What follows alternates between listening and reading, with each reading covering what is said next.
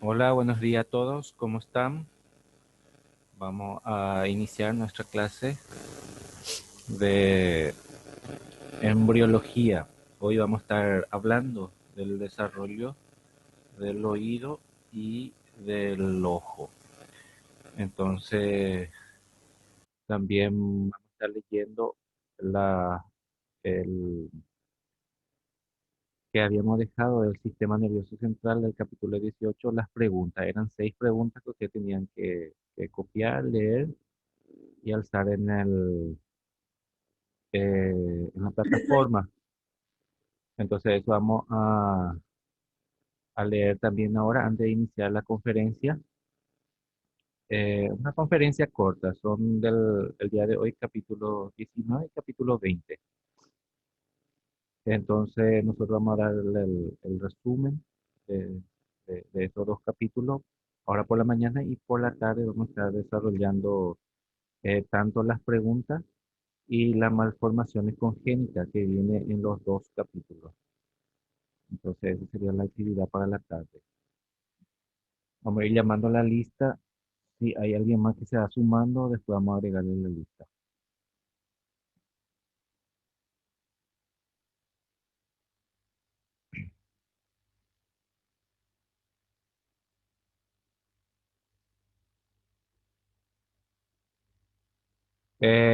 Gabriel Alves, Presente.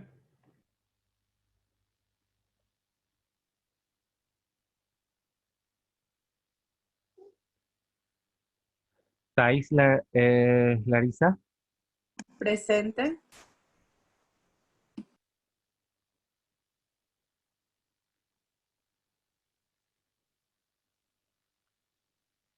Elenice Costardi, Presente.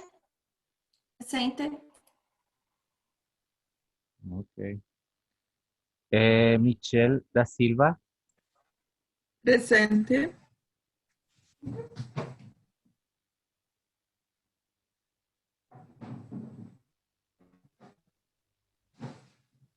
Suelin Adrieli, Suelin, ¿no está?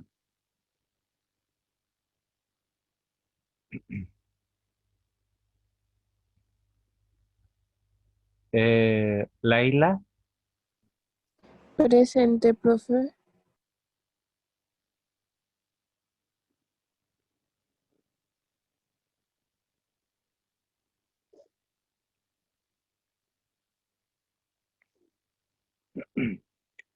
eh, Elaine Melquiades, Eliane, ¿no está?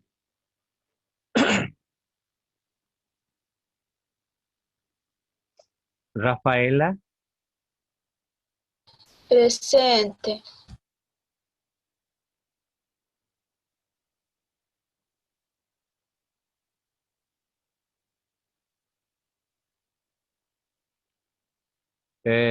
Julia Patuzzi, Presente.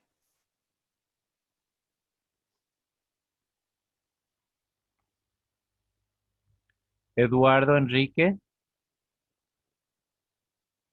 Eduardo Enrique, no está.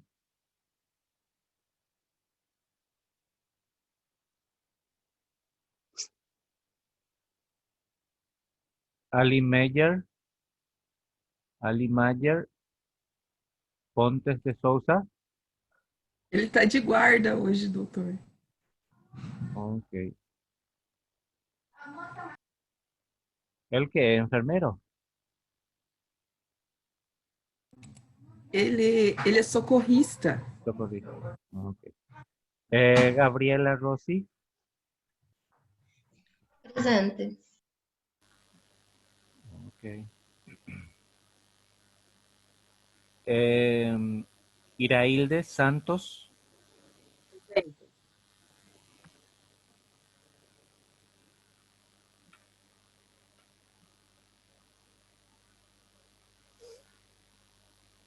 Nelson Ricardo, Nelson, ¿No está Nelson Ricardo? Ele está enfermo. Doente. Está enfermo. Está enfermo. Bruna Tibo Almeida. Presente.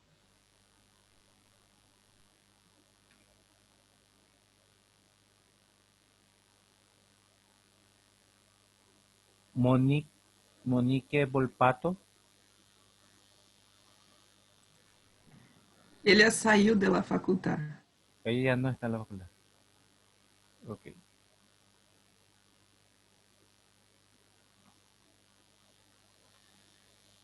Mayara. Mayara Volpato. Tampoco está.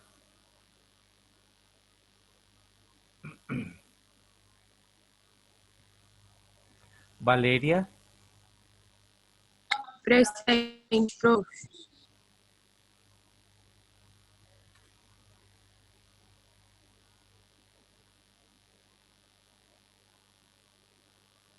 Antonio Ricardo. Gente, profe, bom dia. Día.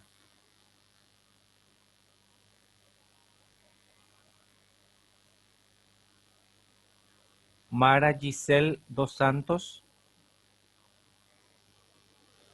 Mara Giselle, ausente.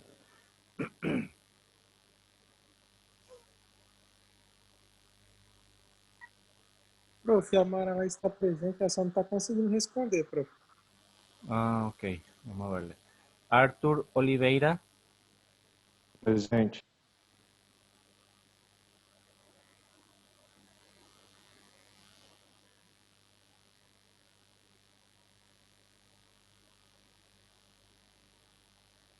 Taina Cristina.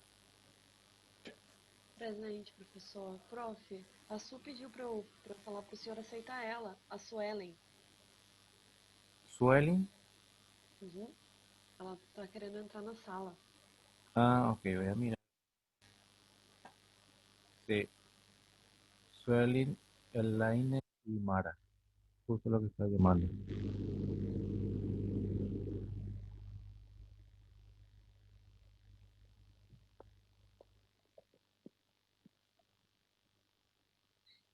Tiago. ¿No está Tiago?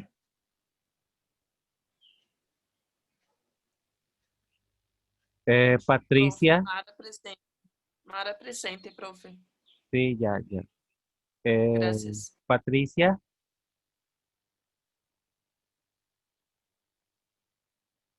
Patricia Silva, ¿no está? Bueno, entonces ahora admití a tres, que es Mara Giselle, Isso, profe.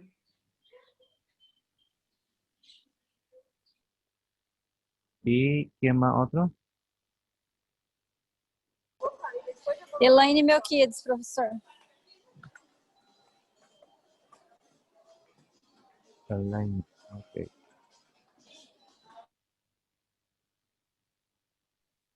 Suelen Eichelt também, professor. Sí. Ahora.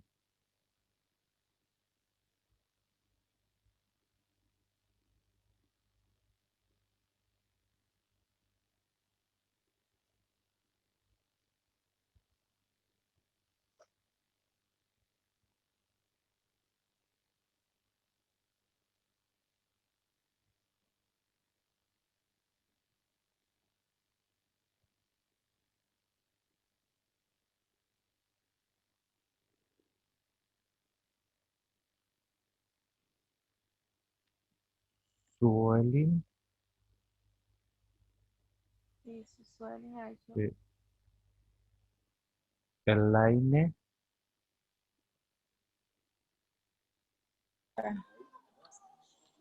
Elaine presente. sí.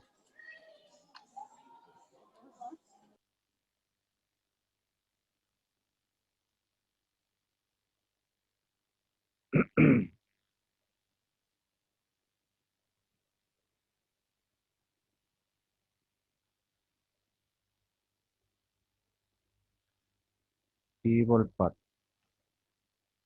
Ok, son las tres que se unieron ahora. Ah, y Eduardo Enrique está entrando ahora.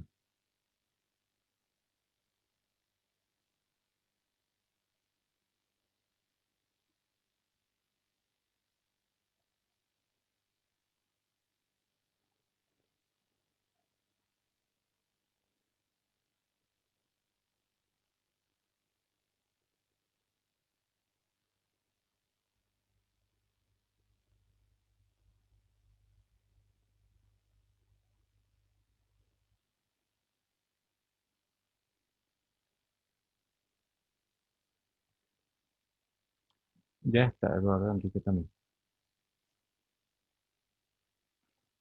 Bien, ya está toda la asistencia.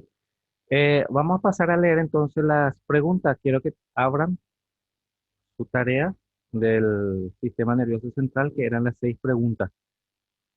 Vamos a leer, vamos a analizar un rato y ya después pasamos a la conferencia.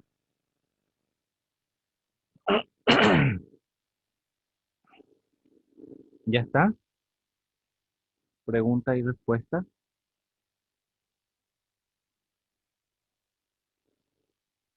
Voy a ir eligiendo al azar ahí quién me va a leer. A ver, Eduardo, tenés la primera pregunta del sistema nervioso central. Sí, doctor, un instante, un Sí. ratito. Abran todo, lo demás también. Vamos a ir viendo la participación de ustedes.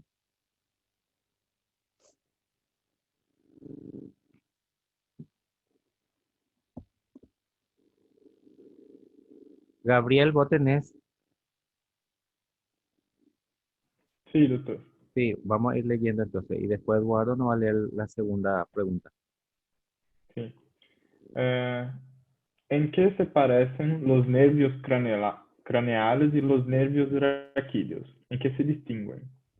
Los nervios craneales y raquídeos son homólogos, pero se diferencian en que los primeros tienen una composición menos compacta. Las neuronas motoras de ambos se localizan en las placas basales del sistema nervioso central. Los ganglios sensitivos procedentes de la cresta neural se hallan fuera del sistema nervioso central. Las fibras de las neuronas sensitivas forman sinapsis en las de las placas alares, en la médula espinal y en el encéfalo. 3 nervios craneales son enteramente sensitivos. 4 son enteramente motores y 3 tienen fibras motoras sensitivas y parasimpáticas. 1 tiene solo componentes motores y parasimpáticos. Por el contrario, los nervios raquídeos tienen fibras motoras y sensitivas. Aquí prácticamente la pregunta va dirigido, ¿verdad?, a la composición, que es puramente anatomía, ¿verdad? Durante ustedes en su momento ya dieron anatomía de los nervios pares craneales, cuáles son sensitivas, cuáles son motoras, la disposición de cada uno de estos. Y aquí, desde el punto de vista embriológico, es el origen, ¿verdad? Los dos son homólogos, o sea que prácticamente tienen el mismo tejido, pero la composición y la disposición de estos son diferentes. Eh, Mientras que dentro del sistema nervioso central, dentro de la masa encefálica, adentro de eso se encuentran los pares craneales, ¿verdad? Y en el caso de la médula espinal se encuentra por afuera del nervio espinal, del nervio raquídeo. Entonces, ese sería un poco la diferencia, ¿verdad? Y en las astas dorsales se encuentran los sensitivos y las astas ventrales o anteriores se encuentran los puramente motores, ¿verdad? En el caso de la médula espinal.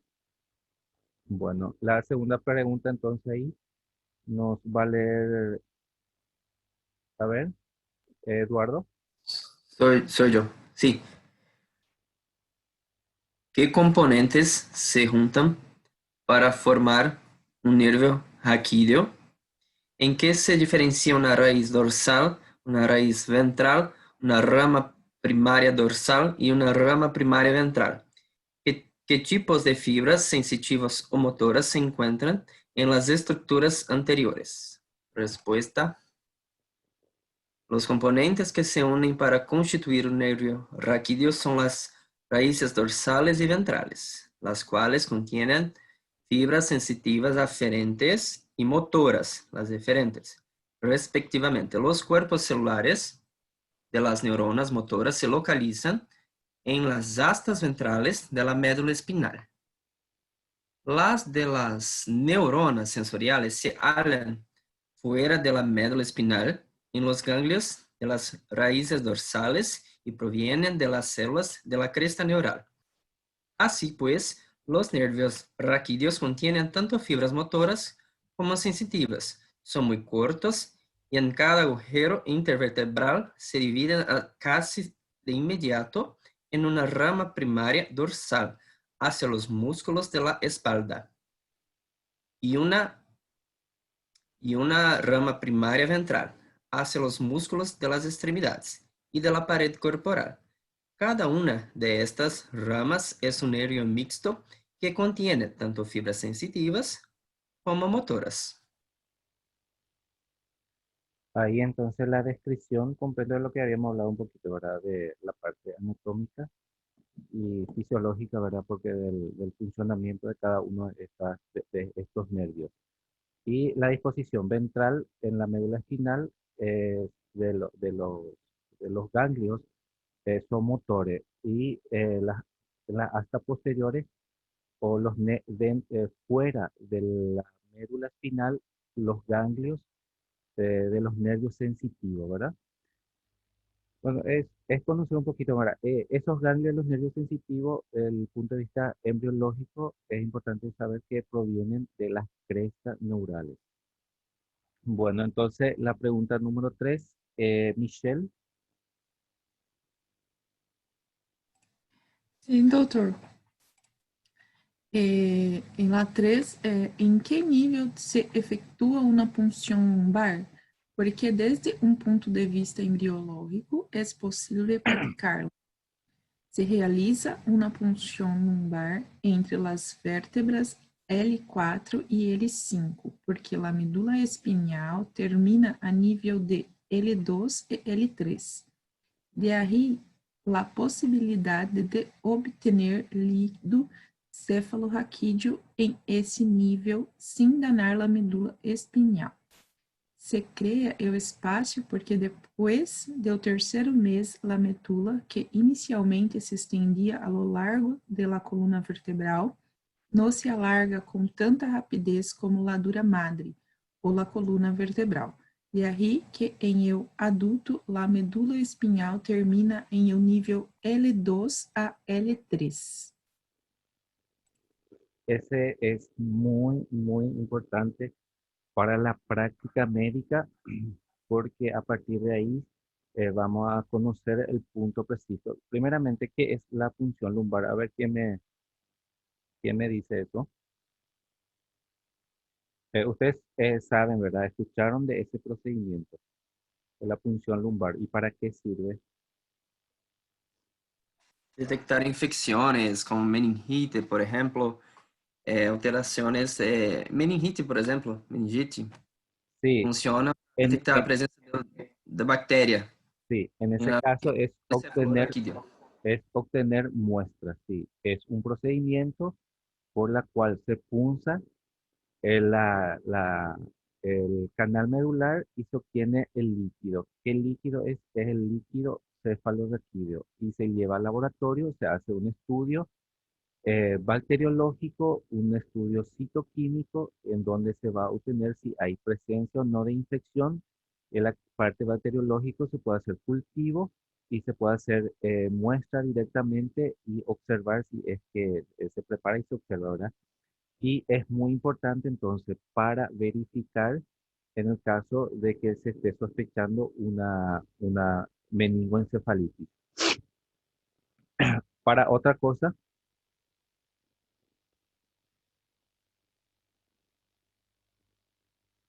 para la anestesia raquídea, se utiliza el mismo punto Entonces, eh, si termina entre L2 y L4, el, la función se realiza entre L4 y L5.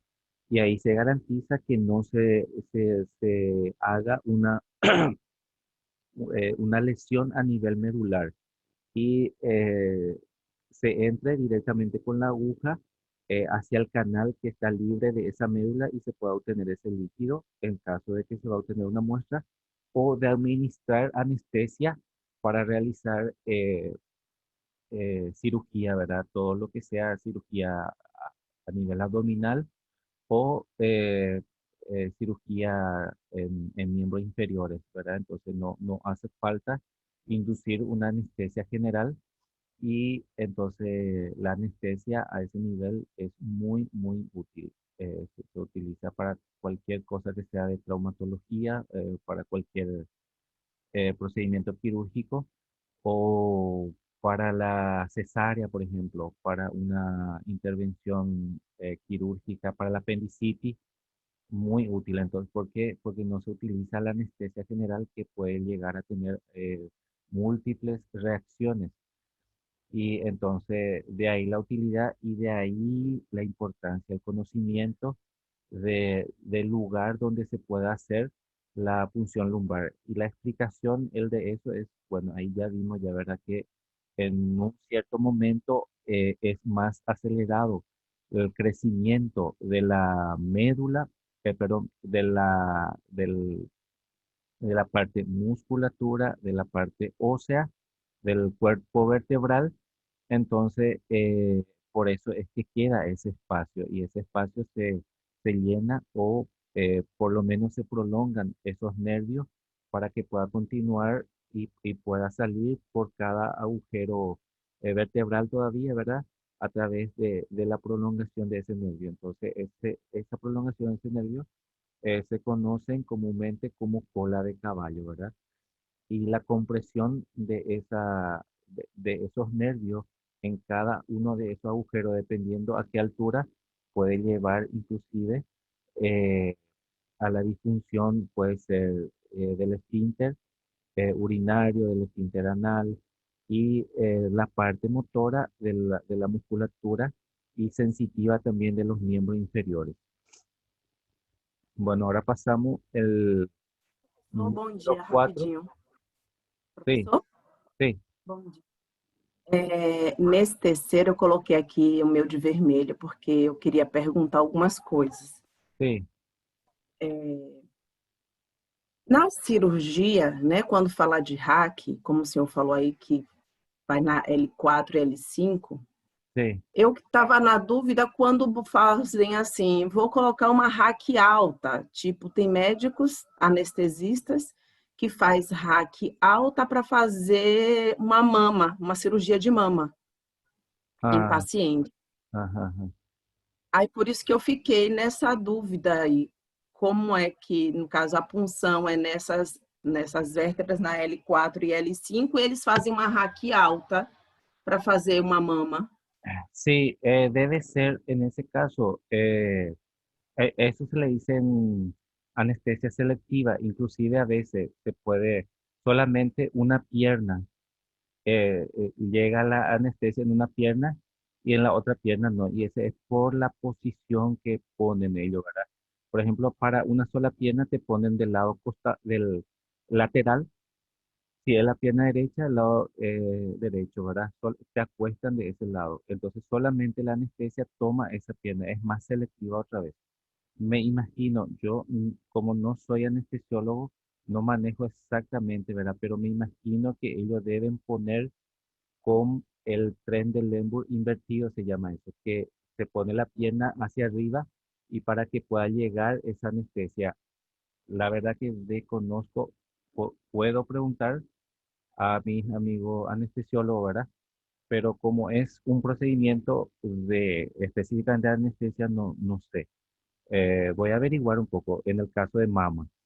Porque lo otro, por ejemplo, para una intervención de mama, yo sé que para toma de muestra, biopsia, nódulo, se puede hacer con anestesia local. Tal vez utilizan esa técnica.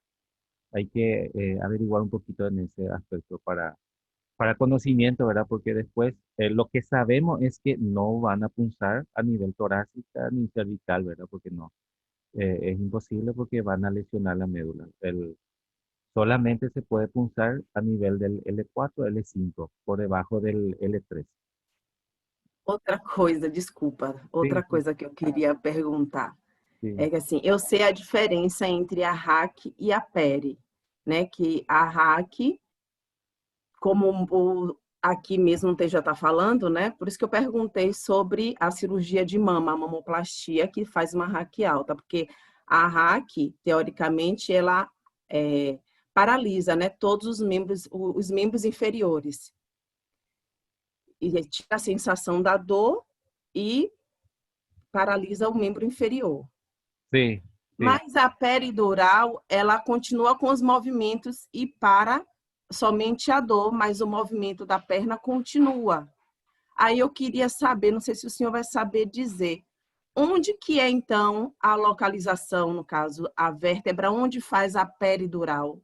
Se a agulha, se vai mais profundo, não sei. Era uma dúvida, eu fiquei No, curiosa para saber sí, sí. sobre isso. No, no, A no. peridural e a RAC, que eu sei a diferença de uma, o que é anestesia e a outra não, mas eu não sei a região onde se coloca a agulha da diferença da peri para a RAC. Sí, sí, no, la verdad que no sé cómo es específicamente la parte de anestesiología, porque lo que yo llego, hasta donde yo llego es la punción lumbar para obtención de la muestra. Eso sí realizo, ¿verdad? Y sé y conozco la técnica, pero para la anestesia sí no manejo porque es algo más específico. Pero puedo preguntar y traerle la respuesta la otra semana porque sí, sí es importante para conocimiento, ¿verdad? Y sobre todo a aquella persona que le interesa y que le gusta la anestesiología, ¿verdad? Porque la anestesiología es una especialidad que después de que se termina la carrera como tal de medicina, se realiza en algunos países son 3, algunos países son 4 años, o sea que es una especialidad bastante difícil y muy específica, ¿verdad? Pero sí podemos ver de esa anestesia para una cirugía de mama, por ejemplo, o en tórax, si es que utilizan esa técnica, y la diferencia en una raquidia, ¿verdad? Para ver cuál es la diferencia en la técnica y que utilizan. Lo que yo conozco, por ejemplo, es la selectiva, que ellos a veces eh, eh, a través de la técnica de la aplicación pueden llegar a anestesiar una sola pierna y eso, por ejemplo, es muy bueno porque el efecto solamente va a llegar a eso y cualquier efecto secundario del medicamento de la anestesia no va a afectar a las dos piernas. Porque eso también es otra cosa, era la anestesia, o sea, cualquier procedimiento quirúrgico, a veces más sencilla que parezca, uno nunca sabe cómo va a salir. Por eso, por ejemplo, la cesárea, y eso siempre se dice, ¿verdad? Que si se puede, si es que se puede, y si es que no está indicado, hay que evitarlo, porque ahí hay dos vidas en juego y hay que someter a una anestesia, y la anestesia uno nunca sabe cómo va a reaccionar a esa anestesia. O a veces simplemente una cirugía mucho más sencilla que la cesárea puede llegar a tener esa reacción a anestesia y puede llegar a un paro. Por eso siempre la especialidad del anestesiólogo es de reanimación también. Ellos son anestesista y reanimación. Generalmente son porque ellos tienen que estar preparados en todo momento durante la cirugía que el paciente pueda llegar a tener un paro, y realmente dentro de todos los médicos son lo más preparados para realizar una reanimación y la intubación, porque ellos en todo momento están realizando, están intubando. Entonces, si hay un anestesista presente, generalmente en la sala, ya sea en la urgencia o en otro lugar, es el encargado de realizar el procedimiento de intubación, más allá que todos los médicos tenemos que saber realizar. A ver, Hilde, si nos puede leer el número 4.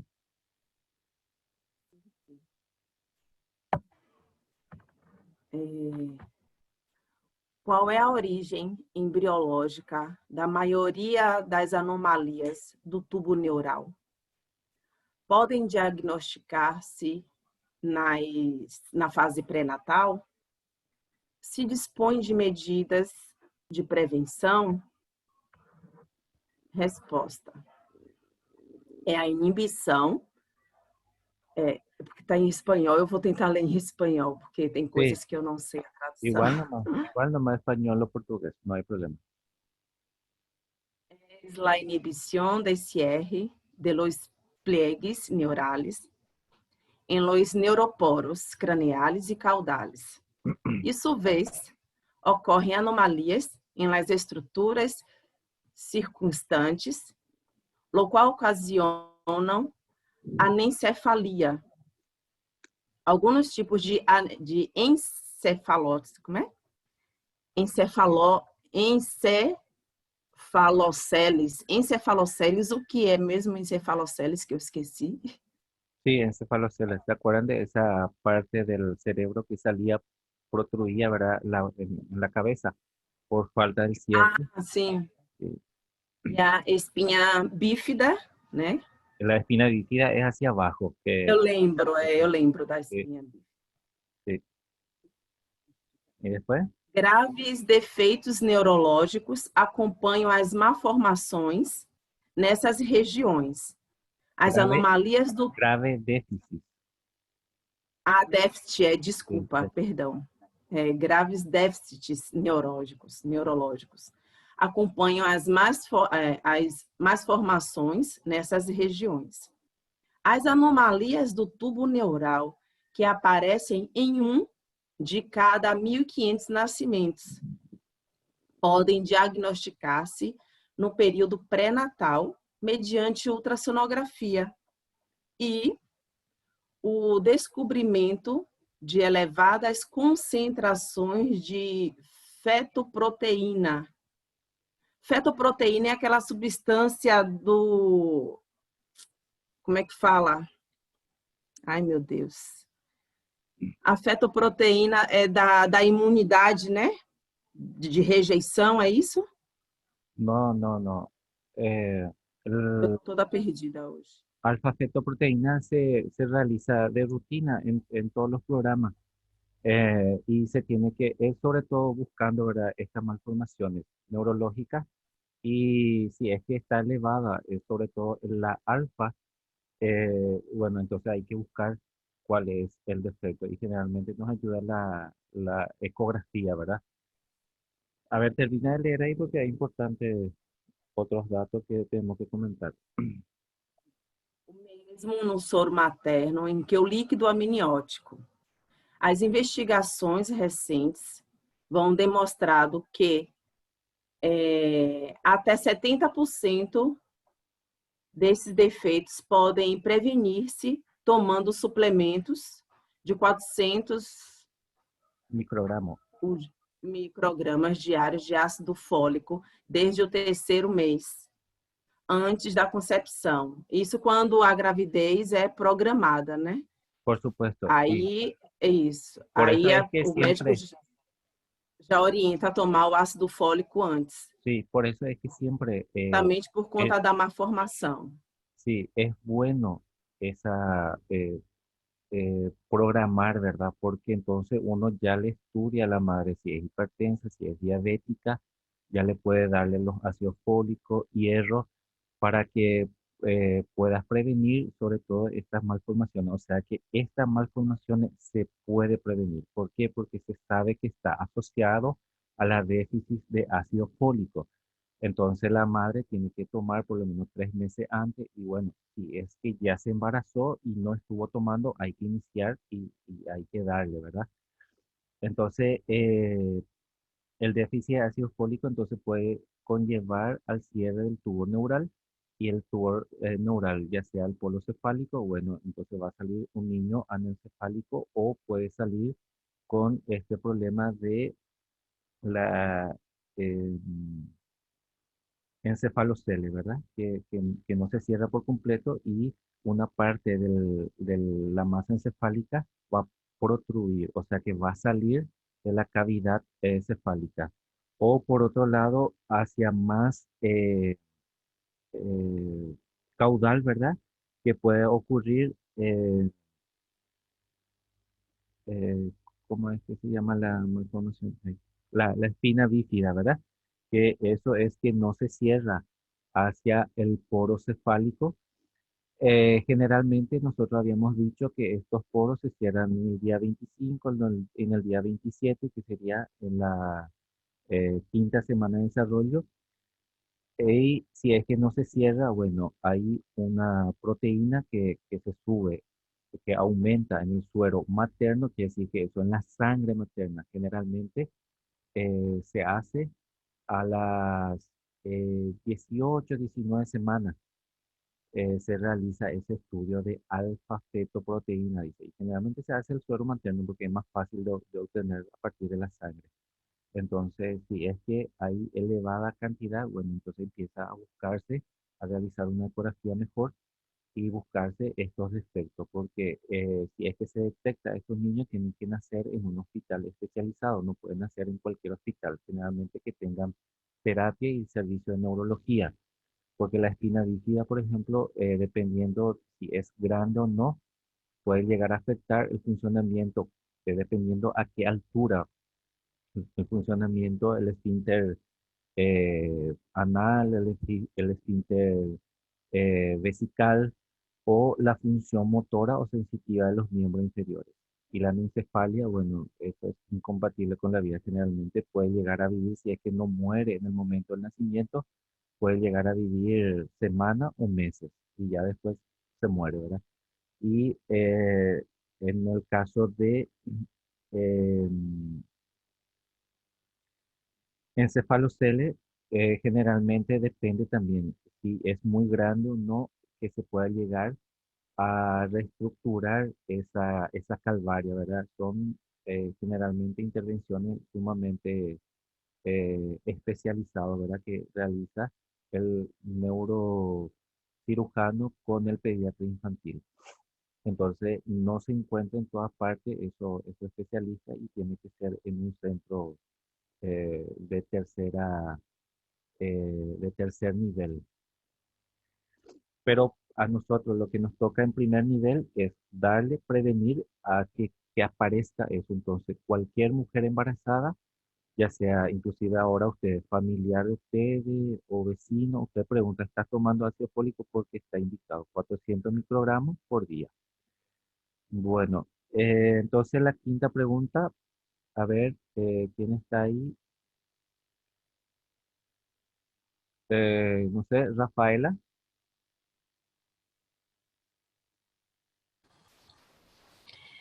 Una ecografía prenatal revela que un niño tiene una cabeza agrandada y expansión en ambos ventrículos laterales. ¿Qué nombre se da a esta anomalía y a qué podría deberse? Esta anomalía puede ser hidrocefalia, que se debe al bloqueo del flujo del líquido cerebroespinal desde los ventrículos laterales, los agujos de Monro y el arqueducto cerebral hasta el cuarto ventrículo y el espacio subaracnoide donde se reabsorberá. Por lo regular, el bloqueo ocurre en el acueducto cerebral del cerebro medio. En ocasiones se debe a un origen genético recesivo ligado a X o de una infección viral, toxoplasmosis o citomegalovirus. Entonces, para prevenir sobre todo esto, el trastorno cromosómico es más difícil, ¿verdad? Porque eso una vez que nace el niño ya se puede hacer, pero a nosotros los médicos lo que podemos prevenir es el, la causa que sea infecciosa, ¿verdad? De la madre en este caso, el toxoplasmosis o el citomegalovirus, porque estos virus sobrepasan la barrera placentaria y llegan hasta el bebé y puede producir este cierre de la circulación del líquido cefalorraquídeo, cerebroespinal, ¿verdad? Y en cualquiera de estos conductos que se cierre, va a empezar a aumentar la masa encefálica por el líquido que se va a acumular ahí, ¿verdad? Entonces, el niño generalmente ya va a nacer con una cabeza un poco más grande. Inclusive eso puede llegar a producirse posterior al nacimiento. De ahí la importancia que todos los meses, al primer año, hay que ir midiendo la, el perímetro cefálico. Hay que conocer cuál es el perímetro cefálico normal, ¿verdad? De un niño recién nacido, aproximadamente 32 centímetros, puede ser 2 centímetros más o 2 centímetros menos. Es el valor normal del perímetro cefálico. Y a partir de ahí, todos los meses, hay una tabla donde hay que ir midiendo eso. Y dependiendo también del sexo, si es masculino o femenino, tanto para la talla, el peso y la edad. Eso se va eh, valorando. Eso se llama puericultura para el niño sano, ¿verdad? O sea que el niño sano tiene que realizar esos controles todos los meses, ¿verdad? Entonces, para un niño con antecedente materno de haber tenido, ¿verdad? Ese problema de infección de toxoplasmosis o citomegalovirus, la indicación para, para saber, ¿verdad? eh, si está bien estos canales, ¿verdad? Del tercer, cuarto ventrículo, acueducto ciliar, bueno, lo que se realiza es una ecoencéfalo, o sea, una ecografía del encéfalo que nos va a permitir a partir de eh, la fontanela, porque la fontanela es blanda, todavía no se osifica, entonces es un medio ideal, un excelente medio para realizar ese estudio. Entonces, todo niño con antecedente materno de toxoplasmosis o citomegalovirus que haya estado antes del embarazo o durante el embarazo, entonces se realiza ese estudio y ese seguimiento. Si en el informe viene que no hay ningún problema, bueno, se puede hacer cada 6, cada 4 meses, dependiendo de la sospecha, ¿verdad?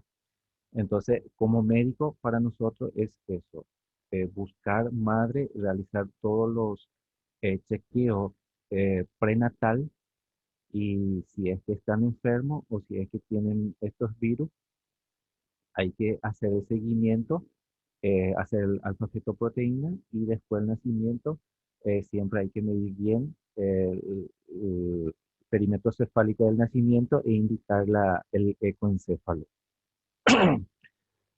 A ver, el último, Antonio, ¿estás ahí? Número 6. Doutor, com permiso, uma dúvida. Sí. Fetoproteína, como ocorre a coleta deste material? Como é o processo para se obter a fetoproteína? La muestra. La muestra. La Sí, muestra se hace, la muestra. generalmente sirve, ¿verdad? A partir de las 18 semanas y se tiene que sacar la sangre materna. Entonces, uno hace una indicación médica, ¿verdad? Estudio de alfa-fetoproteína y la madre se va al laboratorio, se saca la sangre. Se puede hacer también a partir del líquido amniótico, pero como el líquido amniótico para sacar ya es una prueba invasiva, o sea que hay que punzar la panza, ¿verdad? Entonces es más fácil obtener eh, a partir de la sangre materna. Entonces no se corre el riesgo de eh, infectar al bebé. A ver, Antonio, ¿no está Antonio? Laila, Sí, profe. a ver, vamos a leer la última. ¿Cuáles son las dos divisiones del sistema nervioso autónomo? ¿Dónde se localizan las neuronas preganglionares respectivas? ¿Qué células dan origen en el embrión a sus neuronas postganglionares? ¿Me escuchás, profe? Sí, perfectamente. Respuesta. El sistema nervioso autónomo está constituido por las divisiones simpática y parasimpática. La división simpática tiene sus neuronas preganglionares ubicadas en el asta intermedia de la médula espinal entre T1 y L2.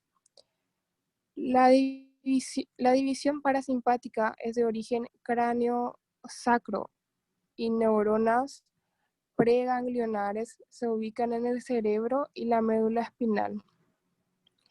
Flujo eferente craneal es conducido por los nervios craneales 3, 5 y 6 y los cuerpos celulares postganglionares de los dos sistemas derivan de las células de las crestas neurales.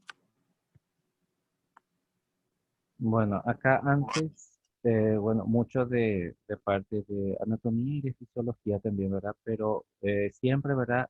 Todo lo que sean nervios eh, preganglionares, en este caso, siempre vamos a estar hablando desde el punto de vista embriológico, que derivan, ¿verdad?, de las crestas neurales. Eh, es, es importante conocer eso. Más que nada, ya los otros son anatomía. Durante este momento ustedes ya leyeron y ya le dieron dolor de cabeza. Ustedes ya terminaron sistema nervioso, ¿verdad? En anatomía. Este es el primer semestre, o están dando ahora. Ahora estamos dando neuroanatomía. Ah, ya. Entonces le dejo eso a la parte de neuroanatomía. Por ahora, sepan de dónde vienen, de las crestas neurales, los nervios preganglionares. Bueno, terminamos entonces así las preguntas y la respuesta del sistema nervioso central, que es del capítulo 18. Y ahora empezamos entrando en el capítulo 19 y el capítulo 20, que es el desarrollo del ojo y del oído y las partes de esto. Prácticamente estamos agotando nuestro libro. Después nos quedaría sistema cardiovascular, respiratorio, digestivo, sistema urogenital. Bueno, hay bastante todavía. Vamos a compartir ahora la imagen con ustedes.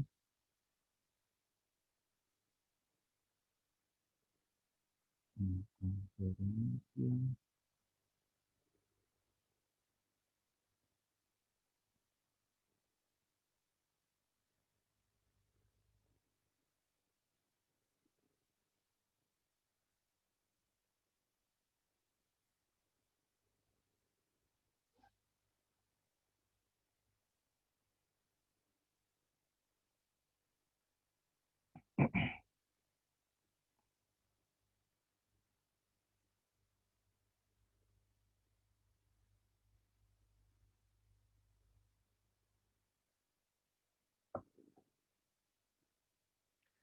Desarrollo embrionario del ojo y del oído. Vamos a estar viendo el desarrollo del ojo, las malformaciones congénitas relacionadas al ojo, desarrollo del oído y también las malformaciones congénitas del el desarrollo del ojo. El desarrollo temprano del ojo es resultado de una serie de signos inductivos, o sea que va a haber una cadena de inductores. Primeramente, a partir de un origen único, se va a ir induciendo y se va formando diferentes estructuras. Entonces, esto va a ocurrir a partir de 4 orígenes. A partir del neuroectodermo del prosencéfalo. El prosencéfalo, recuerden que es la masa encefálica principal, ¿verdad? El ectodermo superficial de la región cefálica, el mesodermo entre ambos, ¿verdad? Y la célula de la cresta neural. Otra vez la célula de la cresta neural va a estar participando en la formación del ojo. Entonces aquí podemos ver, va a aparecer una vesícula óptica, esto es aproximadamente en el día 22 del desarrollo embrionario, que va a ser en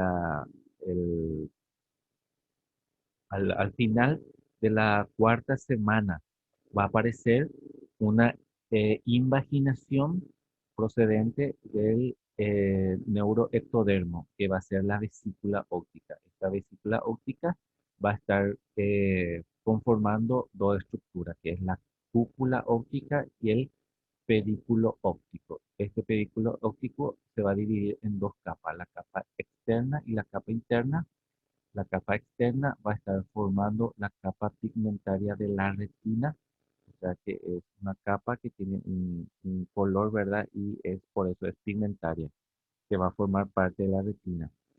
Y en la capa interna, un, un parte de ese quinto, o sea que si dividimos en 5 partes, la primera parte va a estar conformando el iris y el cuerpo ciliar. Y el resto de los 4 partes de ese 5 va a estar conformando el resto de la retina, que ya vamos a ver cuáles son los componentes de esa retina. Y el pedículo óptico va a formar el nervio óptico, o sea que directamente el nervio óptico es una prolongación de prácticamente del cerebro, ¿verdad? Del neuroectodermo. Entonces, ese sería la vesícula óptica como tal. A partir del ectodermo superficial vamos a estar observando la formación de la placoda del cristalino. La placoda del cristalino es lo que posteriormente va a formar o va a terminar siendo el cristalino, ¿verdad?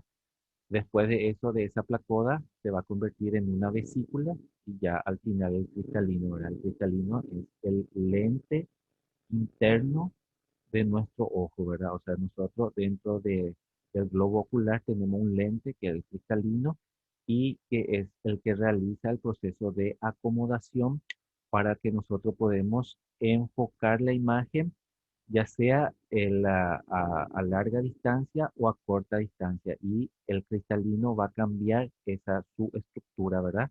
Para que pueda acomodar y para que nosotros podamos ver.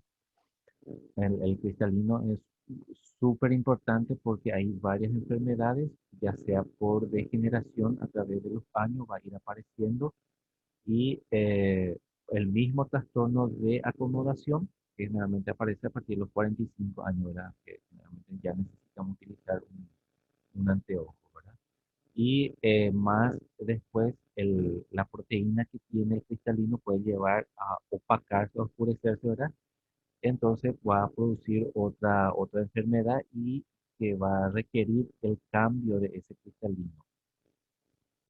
Bueno, del mismo ectodermo superficial, entonces podemos llegar a obtener el epitelio de la córnea. Epitelio siempre hay que estar eh, entendiendo, ¿verdad? Que es una capa que recubre algún tipo de superficie, por lo tanto está recubriendo la córnea como tal. También va a formar la pestaña, la conjuntiva, que es el tejido que recubre completamente el globo ocular o una parte del globo ocular, ¿verdad? Y el párpado.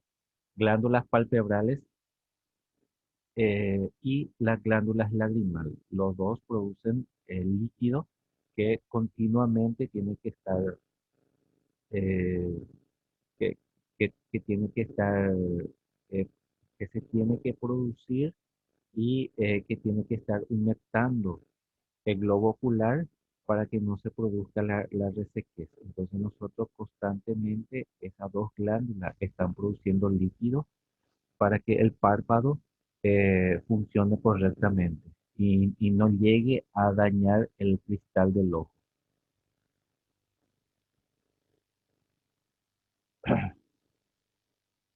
Entonces, a partir del mesénquima cefálico y la cresta neural, se produce tejido conectivo palpebral y penetra en la cúpula óptica y rodea a la cúpula óptica. Entonces tenemos el cuerpo vítreo que va a producir el humor vítreo. El humor vítreo es el líquido claro transparente que está dentro del globo ocular. Entonces, rodea la cúpula óptica va a tener una capa externa. Esa capa externa va a producir la esclerótica y la sustancia propia o estromal córnea. La capa interna va a producir el coroides, la membrana iripupilar y la capa interna de la córnea. Entonces ahí vemos la participación de la cresta neural también en la formación de la estructura del ojo. Como ustedes pueden ver, el ojo, la cantidad de estructura que está haciendo, que conforma el ojo, ¿verdad? Y cualquiera de estos sufra un daño o sufra un trastorno en el proceso de la formación, va a tener serias consecuencias, ¿verdad? Algunos trastornos para la visión y otro que directamente va a producir la ceguera.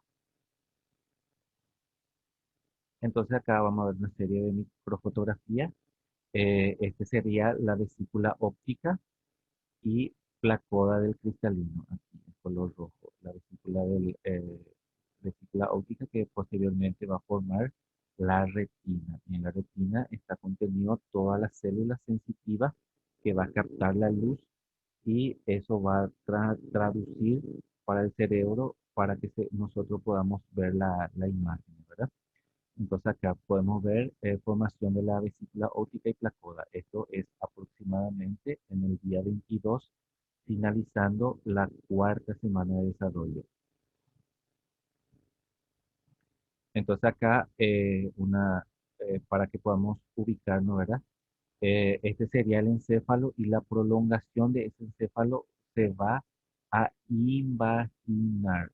Este proceso de invaginación a cada lado. Entonces ahí es que se va a formar un ojo a cada lado. Otra microfotografía. eh, Como ustedes pueden observar, primeramente eh, se forma esta eh, vesícula óptica, ¿verdad? Y aquí podemos ver la formación de la cúpula óptica y vesícula del cristalino. Este ya sería el cristalino como va creciendo y le va empujando hacia adentro. Esto va a terminar hacia el fondo del ojo, ¿verdad? Que sería posteriormente eh, la retina. Aquí podemos ver cómo se va imaginando cara del embrión en formación de la cúpula óptica, que sería este, ¿verdad? Así se vería la parte externa y si hacemos un corte internamente, como podemos observar. Cúpula vesícula óptica y el cristalino que sería por encima.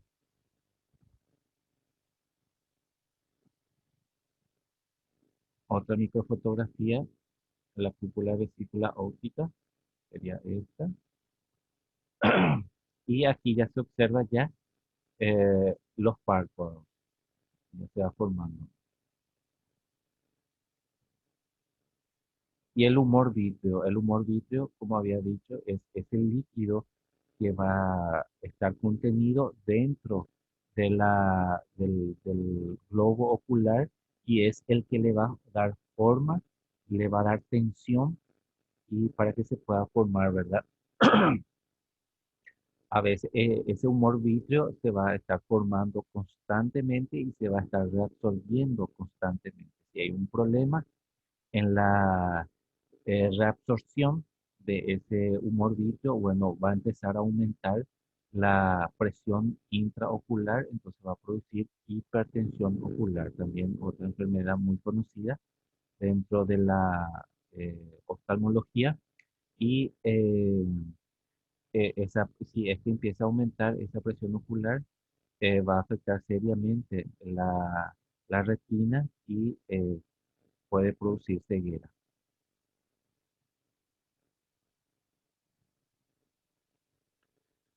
Bueno, aquí prácticamente ya está terminada la estructura del ojo.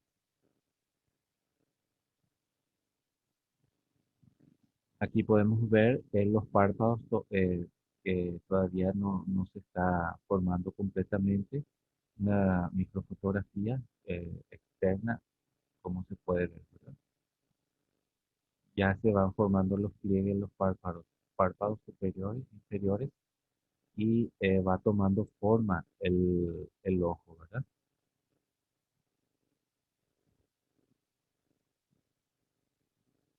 Y podemos observar la retina. Si hacemos un corte y observamos en un microscopio, esta retina va a estar dividida en diferentes capas. Y si observamos desde aquí, ¿verdad? Invertimos esto, vamos a tener primeramente las fibras ópticas, que son las fibras nerviosas procedentes directamente del sistema nervioso central. Después va a tener una capa de células ganglionares, otra capa de células internas, otra capa de células externas y se va así, cada vez más hacia la capa externa.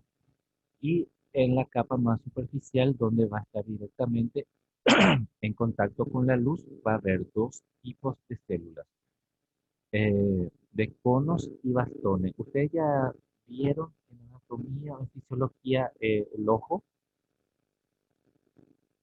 ¿O todavía no tocaron el ojo?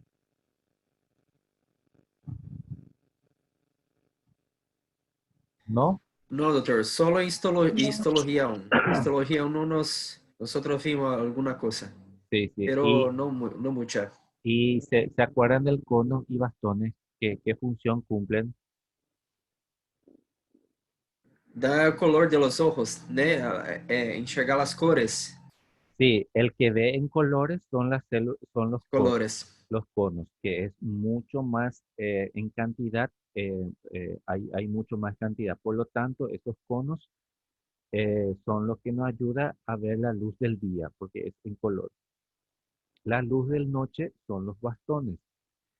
Y entonces es lo que nos ayuda a ver, o sea que son células especializadas que no ven los colores. Entonces ahí uno, si tiene un problema con los conos, va a ver prácticamente en oscuro, ¿verdad? Y va a ver en blanco y negro, porque solamente va a estar funcionando los bastones. Entonces, eso siempre hay que manejar también para cuáles son las funciones de los conos y cuáles son las funciones de los bastones.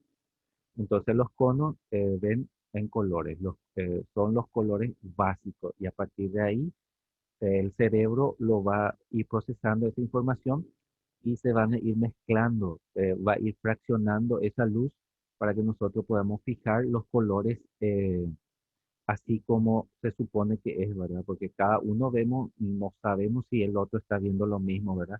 Y eso solamente hay tablas específicas que se utilizan, ¿verdad? De diferentes colores y puede llegar a ver una persona un color y dentro de esa tabla se va a mimetizar, es como que hay números ocultos. Y si uno no ve un color específico, va a haber un número diferente de la otra persona. Y hasta que te realicen ese estudio, no es posible saber si la persona ve bien o la persona no ve bien en colores, ¿verdad? Y hay enfermedades o trastornos, eso. ¿Se acuerdan algunos de los trastornos, cómo se llama? Para verlo, Daltonismo. daltonismo, exactamente. Y el daltonismo otra vez se vuelve a subdividir dependiendo a qué color uno está afectado. Porque hay personas que ve totalmente en azul, ¿verdad? Y para esa persona que nació, que vivió toda la vida con eso, él no sabe que tiene ese problema hasta que se le haga la prueba. Bueno, entonces aquí la retina está dividida en diferentes capas. Entonces, si se desprende esta capa, cualquiera de ellos, uno va a quedar ciego, va a tener ceguera. Es uno de los trastornos más frecuentes dentro de lo que es la diabetes mellitus, que se desprenden esas capas y una vez que se desprende eso, ya no hay proceso atrás, ¿verdad? Creo que ahora ya hay trasplante retiniano o por lo menos están en esos caminos, ¿verdad? Pero dentro de lo que es el ojo, la retina es lo más delicado que hay porque son fibras y células nerviosas. Y siempre, Profe, sí, las personas que nacen con problemas en la córnea, que necesitan trasplante, ¿eso es genético o cómo? sí, ahora vamos a hablar de eso, la parte final, pero sí, es un problema, o sea que no es solamente la córnea, ¿verdad? La córnea es la parte del cristal acá, la parte de adelante, ¿verdad? Es lo que le impide, si hay un problema, ¿verdad? Que entre la luz y evidentemente va a tener problema para el trasplante. Y para ese trasplante, cuando es congénito, hay un tiempo específico también, porque no se van a desarrollar estas eh, células, ¿verdad? Que necesita un proceso de adaptación, porque el niño prácticamente no ve bien o no ve claro absolutamente nada, solamente la luz es lo que sigue, ¿verdad? Desde el momento del nacimiento y a través de los meses se va a ir desarrollando. Por eso, por ejemplo, un problema de córnea después que es adulto, aunque se haga aunque se haga el trasplante, seguramente va a haber muy poco o nada, ¿verdad? Porque no se desarrollaron, nunca se usaron estas células y por supuesto eso puede llegar a involucionar o eh, no va a darle ese proceso, ¿verdad? Que necesita para el desarrollo. Por eso hay un tiempo limitado para esos trasplantes y lastimosamente, generalmente eso se consigue de un paciente cadavérico, ¿verdad? O sea que tiene que morirse para que se pueda conseguir ese órgano que es la córnea. Entonces acá malformaciones más frecuentes que vamos a ir viendo, eso después vamos a desarrollar en el libro la tarde. Vamos a darle lectura y eh, vamos a ir analizando, ¿verdad? Uno de ellos es el coloboma del iris o el párpado. Coloboma es que una parte no se cierra, ¿verdad? Y esto puede ser, si es del párpado, por supuesto, es mucho más sencillo, ¿verdad? De resolver porque es solamente esa parte del tejido y es externo, prácticamente la piel, ¿verdad? Y si es fisura del coroide, bueno, es diferente ya. Eh, Eso ya tiene un tratamiento diferente y es totalmente especializado, ¿verdad? Para la parte oftalmológica. Catarata congénita era lo que yo le decía, ¿verdad? La parte dentro del cristalino hay una proteína, si esa proteína deja de activarse, se pone oscuro, opalescente y no deja pasar la luz. Entonces, eso también, cuando es congénita, hay un tiempo para que se pueda realizar ese tratamiento. Es un poco más sencilla que el problema del cristalino, por ejemplo, porque como es un lente, eso se puede implantar nada más, igual que en la catarata en el adulto, ¿verdad? Entonces la persona prácticamente con catarata no ve nada, es todo oscuro. ¿Por qué? Porque no deja pasar la luz, ese cristal que está opaleciente. Una vez que se le cambia eso, el cristalino, el paciente ve todavía bastante otra vez, entonces es prácticamente normal. Entonces es un procedimiento que por suerte se puede realizar, que es el cambio del cristal. Entonces, catarata como tal, opacidad congénita del cristalino debido a factores genéticos o ambientales. Prácticamente acá, genéticos y ambientales son el problema. Y ambiental nos referimos que puede ser algún medicamento, puede ser alguna sustancia tóxica que haya bebido, ingerido la madre o estado expuesta a la madre, eh, algunos radiaciones, persistencia de la membrana iridopopular, pupilar, perdón, ese pupila tiene que estar libre. En el momento que se forma, bueno, se forma una membrana que después tiene que desaparecer, pero si persiste eso, evidentemente que va a haber un problema para que pueda pasar la luz. Anostalmia, bueno, directamente hay una ausencia del ojo, ¿verdad? No se desarrolló, puede ser un lado que es unilateral o de los dos lados bilateral, ¿verdad?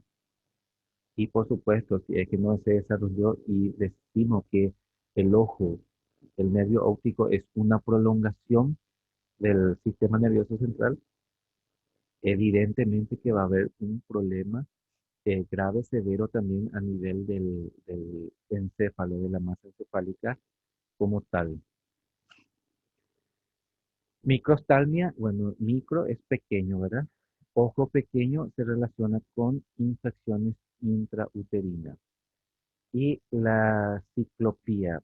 Ustedes se acuerdan o conocen, ¿verdad? De la mitología griego, que hay un personaje que es Cíclope, ¿verdad? Que tiene un solo ojo a nivel central y es más o menos a eso se refiere, ¿verdad? Grado variable de fusión de los ojos con falta de desarrollo de la línea media. Cráneo facial, o sea, la línea media no se desarrolla y acompañado de holoprosencefalia, ¿verdad? O sea que no se va a desarrollar ese, ese encéfalo y no se va a dividir, ¿verdad? O sea que va a haber ausencia del cuerpo calloso. Generalmente, como la malformación es múltiple, si llega a término y nace, bueno, esto va a sobrevivir seguramente semanas o meses máximo, ¿verdad? Después no es compatible con la vida por la función que requiere que cumpla ese cerebro y que no está completo. No hay nada que hacer en este caso. Bueno, así entonces terminamos con el desarrollo del ojo y eso está en el capítulo 20 del libro. Es un capítulo corto y este era el resumen. Y ahora vamos a entrar en el capítulo 19, que es el oído. El oído también es un órgano sensitivo, igual que el ojo, nos ayuda a interactuar y a conocer lo que pasa en nuestro alrededor, ¿verdad?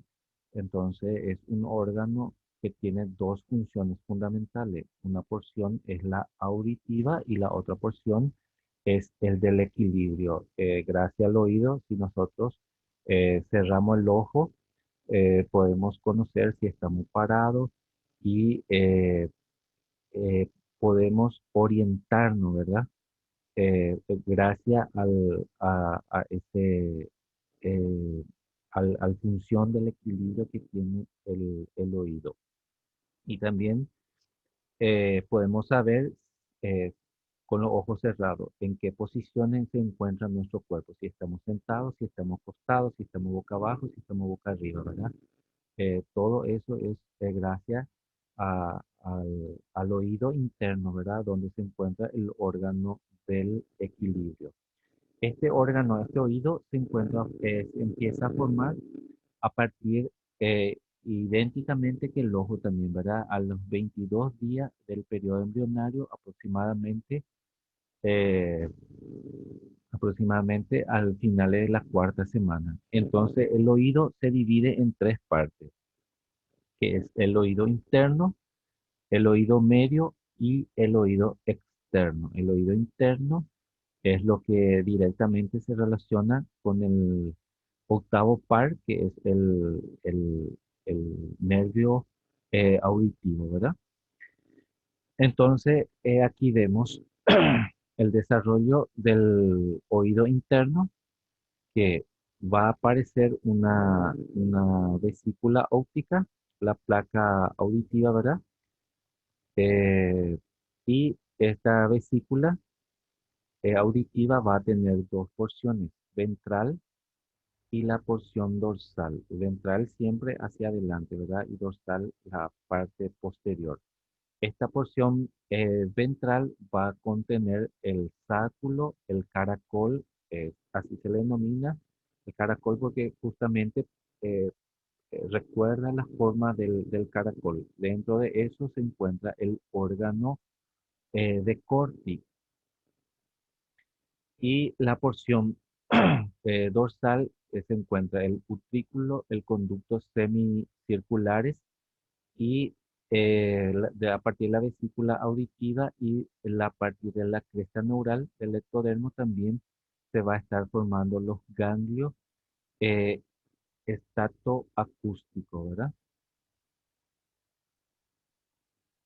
Y del mesodermo paraxial eh, se va a estar formando la cápsula óptica, que es el laberinto óseo. Dentro de este laberinto óseo va a estar contenido toda esta estructura. O sea, el hueso de esa porción va a provenir a partir del mesodermo paraxial. Porque recuerden que una parte del hueso de la cara y de la base del cráneo está formado a partir de la cresta neural.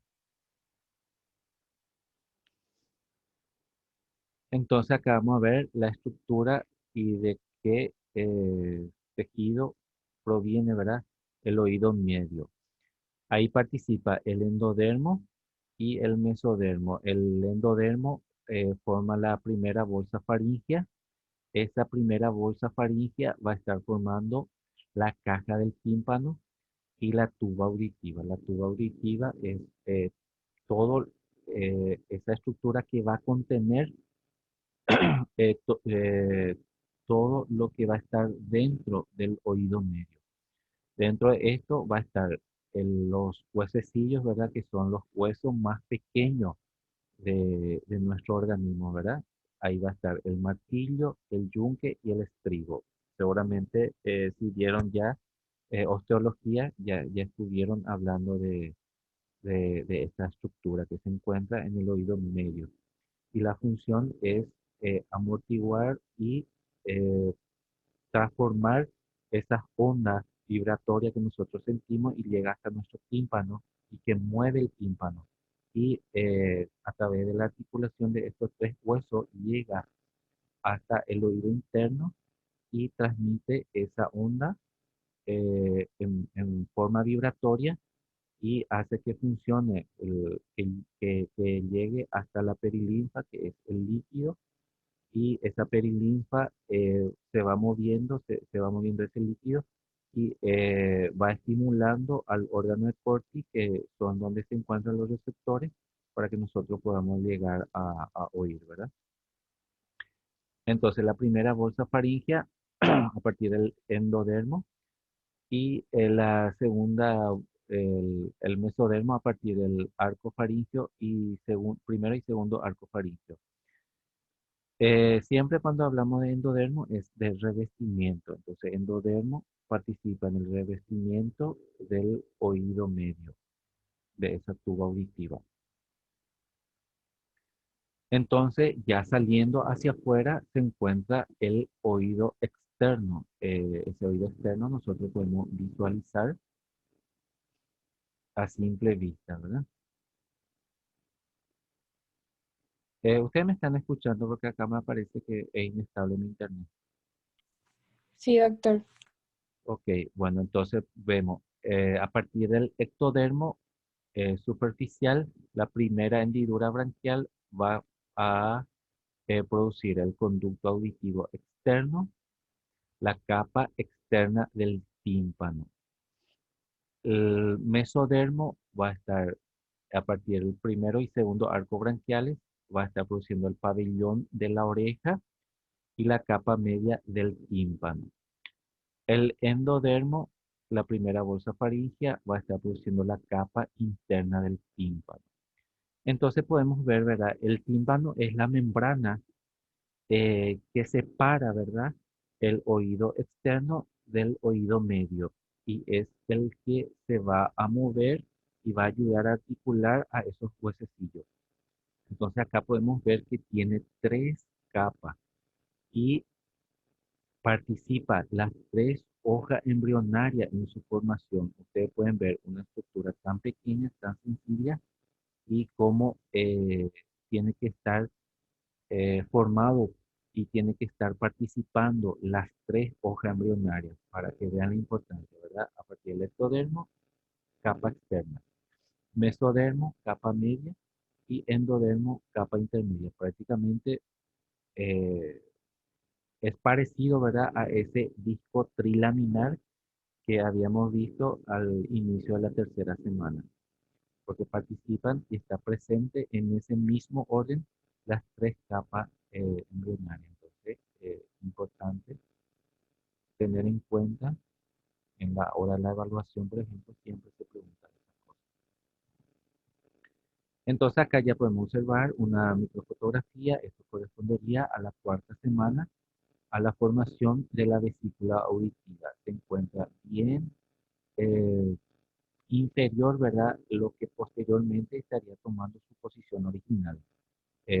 A nivel prácticamente por debajo sería que correspondería posteriormente a nivel del cuello, y eso tiene que ir ascendiendo a medida que se va desarrollando el embrión y el feto. Entonces acá podemos observar la oreja, formación del pabellón auricular. Estos se forman a partir de 6 montículos mesenquimatosos. Y aquí podemos ver los diferentes montículos. Como ustedes pueden observar entonces, que son diferentes estructuras que forman ese pabellón auricular y la importancia que tiene esto en el momento del nacimiento, de la evaluación, para que nosotros podamos saber si puede ser, un niño puede llegar a tener algún síndrome, un paciente sindromático, o también cuando hay una implantación baja nos da la sospecha de que puede haber algún otro tipo de malformación. Entonces, importantísimo la implantación de la oreja y el lugar que ocupa en el momento del nacimiento. Las malformaciones que pueden llegar a relacionarse con la formación del oído, primeramente la sordera congénita, ¿verdad? Provocada por defecto múltiple en el desarrollo del oído, asociado a factores genéticos y ambientales. Gracias a la ciencia, al desarrollo de la ciencia médica, bueno, primeramente se puede hacer estudio, ¿verdad? Del oído y se puede saber, ¿verdad? Tempranamente, se llama emisión otoacústica, y se puede medir, ¿verdad? De qué tan sensible es el oído o prácticamente no tiene sensibilidad, o sea que hay una sordera congénita. Y a partir de ahí, bueno, derivar al especialista y tratar de que puedan realizarle. Hoy en día ya existe el trasplante coclear, ¿verdad? Por suerte. Y ya los pacientes que se detectan a tiempo, se puede llegar a evitar esa sordera, porque esa sordera conlleva a otra complicación. ¿Cuál sería la persona que nace sorda? ¿Qué otro trastorno va a tener que se relaciona directamente con eso? Ceguera, doctor. ¿Eh? Ceguera. No, Seco. no, ceguera ¿No? no. ¿Pueden hablar? No puede hablar. ¿Por qué? Porque nunca escuchó. El hablar es una práctica que uno va a ir aprendiendo con los meses, con los años, ¿verdad? Y entonces, si uno nunca escucha una palabra, evidentemente no va a hablar. Entonces va a ser un sordo mudo. Entonces, diagnosticando, o sea, sospechando, diagnosticando, y puede llegar a ser un tratamiento temprano. Entonces, dependiendo de la afectación de esa sordera, de qué estructura está afectado, se trata, entonces se evita dos cosas. Primeramente la sordera y después que sea mudo, ¿verdad? Porque puede ser que la boca, todo el aparato eh, fónico esté normal, ¿verdad? Pero como nunca escuchó una palabra, no puede llegar a hablar. Entonces, provocado por defectos múltiples en el desarrollo del oído asociado a factores genéticos o ambientales, ¿verdad? Fositas y apéndices, que son estas pequeñas estructuras que aparecen de más acá, ¿verdad? O preauriculares. A veces no se asocia con el funcionamiento del oído interno o el oído medio, pero eh, puede estar indicando otras malformaciones. Entonces, generalmente hay que buscar malformaciones respiratorias, genitourinarias, malformaciones cardiovasculares. Entonces, es el paciente, cuando nosotros observamos esto, generalmente ya se le envía a la casa, ¿verdad? No hace falta internación ni nada, pero ya se le da todas sus indicaciones de ecografía abdominal, ecocardiograma, electroencefalografía, o sea que hay que realizarle un estudio minucioso para que no se nos escape un diagnóstico que tal vez tenía una solución gracias a la ciencia médica de hoy en día, ¿verdad? Y no tenga una repercusión mayor en su vida. Tal vez solamente es eso, no se encontró ninguna otra malformación asociada. Bueno, felicidades, no hay nada entonces eh, eh, que tratar, ¿verdad? Pero es un indicativo de que puede ser que haya algunas otras malformaciones asociadas. Y aquí, esto siempre hay que, cuando vemos o cuando sospechamos, ¿verdad? Que hay una implantación baja, así se describe esto, implantación baja del pabellón auricular. Entonces podemos sacar una fotografía y trazar esta línea a partir del pabellón auricular, la parte inferior, y a la altura del ojo. Entonces podemos ver que no se encuentra esto a la altura del ojo y evidente que esto tenía que estar aquí. Y evidentemente estamos en presencia de una implantación baja.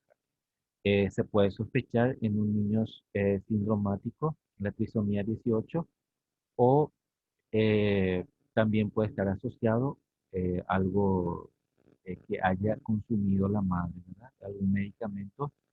Entonces, siempre empezar a buscar con la implantación baja alguna otra malformaciones, sobre todo renales y cardiovasculares.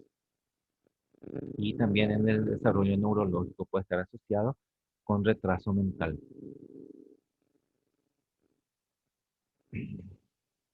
Bien, terminamos entonces nuestra conferencia. Es corto, fácil. Entonces ahora yo quiero que ustedes se dividan en grupos porque vamos a estar desarrollando los dos capítulos de las malformaciones. No es larga acá. En la página 349 tienen sordera y anomalía del oído externo que vamos a leer y defecto del oído externo. Esto está prácticamente en dos páginas, más bien son imágenes que se ven más grandes, ¿verdad?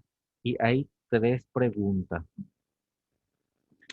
Y también de la página 360, que empieza en el 359, anomalías oculares.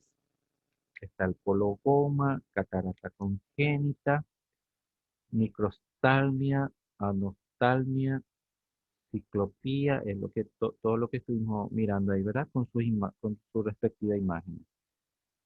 Y las tres preguntas. Estas preguntas van a copiar con su respuesta y vamos a alzar en la página, en la plataforma. Y las malformaciones congénitas vamos a leer. Y vamos a leer también la pregunta y respuesta. Entonces yo quiero que ustedes se organicen y se dividan. Son bastante pequeñitos. No van a poder hablar todo, pero al organizarse en grupo, ese grupo va a tener eh, el puntaje. No hace falta copiar ni pegar nada, es solamente leer y lo que vamos a aportar, si es necesario algo más, algún comentario.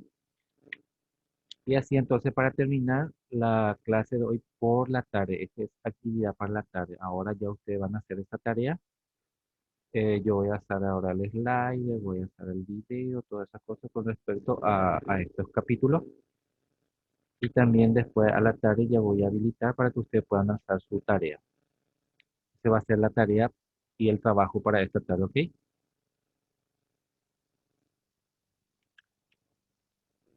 Entonces el trabajo Hola. solo leer del libro, doctor. No Sí. vamos a hacer slide ni nada.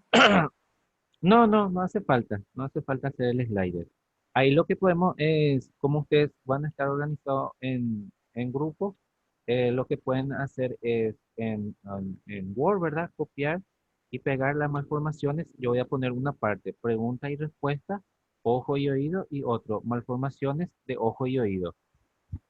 Entonces, voy a poner dos tareas aparte. Entonces, eso pueden hacer ahora y se dividen ya quiénes son los que van a leer para que pueda ser algo más rápido y no estar tanto tiempo por la tarde, ¿ok? Okay. Doutor, las páginas son 351, 300 las páginas. Empieza 359. 359 es la parte del ojo. 359. Y en la parte 359. 359. Y la parte del oído empieza 349. 349. 5, 9, 3. Bueno, gracias. Ok, nos vemos por la tarde entonces. Para las 2, ¿está bien? 14 horas. Chao, chao. Nos vemos por la tarde.